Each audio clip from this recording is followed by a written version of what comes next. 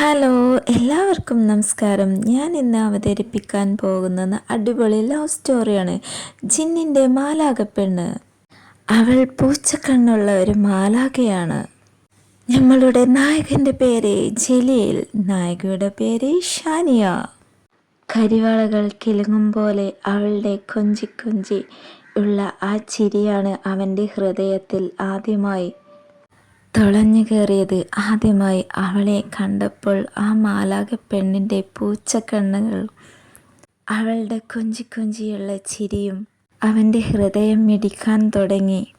ഇവർ രണ്ടുപേരും അയൽവാസികളാണ്, നല്ല സുഹൃത്തുക്കളും കൂടിയാണ്. ഇവരുടെ ഉപ്പയും ഉമ്മയും നല്ല ഫ്രണ്ട്സാണ്. അങ്ങനെ 16കാരൻ്റെ മനസ്സിൽ അവളോടുള്ള ഓരോ വർഷം കൂടുന്തോറും പ്രണയം കൂടിക്കൊണ്ടേ വന്നു. അവൾ മദ്രസയിൽ പോകുമ്പോഴും അവളുടെ പിറകെ പോകും. ആ 16കാരൻ്റെ മനസ്സിൽ ഒറ്റ ചിന്ത മാത്രമേ ഉണ്ടായിരുന്നുള്ളൂ, അവളെ എങ്ങനെയെങ്കിലും സ്വന്തമാക്കണം എന്ന്. പൂച്ചക്കണ്ണുള്ള മാലാഖ പെണ്ണ്, പേരുകേട്ട തറവാട്ടും വീട്ടിലെ ഒരു മാലാഖ പെണ്ണായിരുന്നു അവൾ. നമ്മുടെ നായകൻ്റെ വീട്ടിൽ പാവപ്പെട്ട സാധാരണയായ കൂലിപ്പണിക്കാരനുമായിരുന്നു അവൻ്റെ ഉപ്പ. അവൻ്റെ ഉമ്മ സാധാരണ ഒരു തയ്യൽക്കാരിയുമായിരുന്നു. പൂച്ചക്കണ്ണുള്ള മാലാഖ പെണ്ണിൻ്റെ ഉപ്പയും ഉമ്മയും പേരുകേട്ട ഒരു ബിസിനസ്സുകാരായിരുന്നു. രണ്ടുപേരും ഒരുപോലെ ജോലി ചെയ്തിരുന്നു. നാട്ടിലും ഗൾഫിലും എല്ലാം വിദേശങ്ങളിലും കമ്പനികളും എല്ലാം ഉണ്ടായിരുന്നു. ഒരു മീറ്റിങ്ങുമായി ബന്ധപ്പെട്ട് അവർ ഗൾഫിലേക്ക് തിരിക്കുകയായിരുന്നു. ആ സമയത്താണ് ആ ദുരന്തം വന്നെത്തി.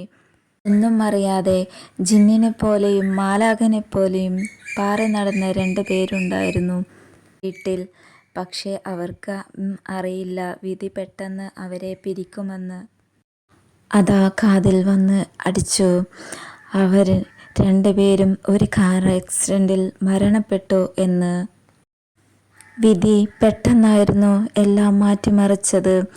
എത്ര സുന്ദരമായ പുഷ്പങ്ങളിലൂടെ സഞ്ചരിച്ചു കൊണ്ടിരുന്നെന്ന് 2 പേരും എത്ര പെട്ടെന്നാണ് പിരിയേണ്ടി വന്നു എന്ന് ഓർത്ത് അവളുടെ ഹൃദയം പെടഞ്ഞു. ഇനി ഞാൻ എന്ത് ചെയ്യും?